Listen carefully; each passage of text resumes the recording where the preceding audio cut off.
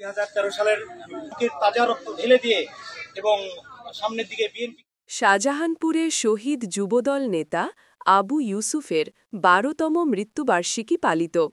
Monomer হোসেনের তথ্যচিত্রে বিস্তারিত।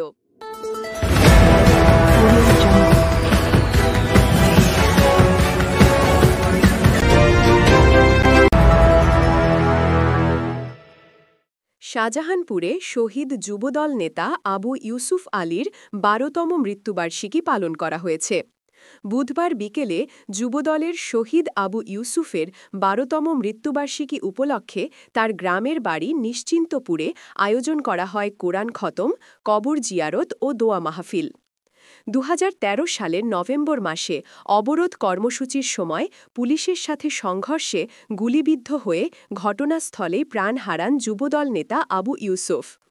নিহত ইউসুফ ছিলেন বগুড়া পৌরসভার 21 নম্বর ওয়ার্ডের আব্দুর রাজ্জাকের পুত্র এবং ওয়ার্ড যুবদলের সাংগঠনিক সম্পাদক। মৃত্যুবার্ষিকীর দিন বাদ আসর অনুষ্ঠিত দোয়া মাহফিলে উপস্থিত ছিলেন বগুড়া জেলা যুবদলের সাবেক সভাপতি ও 11 নম্বর ওয়ার্ডের বারবার নির্বাচিত কাউন্সিলর সিপার আল বাখতিয়ার, সাবেক সাংগঠনিক সম্পাদক ফারুকুল ইসলাম ফারুক, সদর থানা যুবদলের সাবেক সভাপতি রাফিউল ইসলাম রুবেল, শহর যুবদলের সাবেক সভাপতি মাসুদ রানা মাসুদ, জাতীয়তাবাদী আইনজীবী ফোরামের সাধারণ সম্পাদক আব্দুল মতিন মণ্ডল।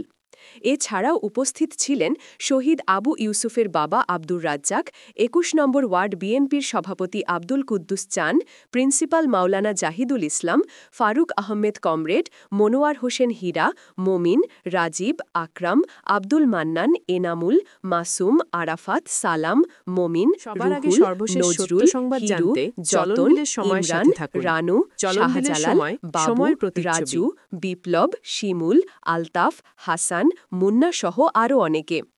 অনুষ্ঠানটি সঞ্চালনা করেন বগুড়া জেলা যুবদলের সাবেক সহ দফতর সম্পাদক ইঞ্জিনিয়ার জিয়াউল ইসলাম আপেল।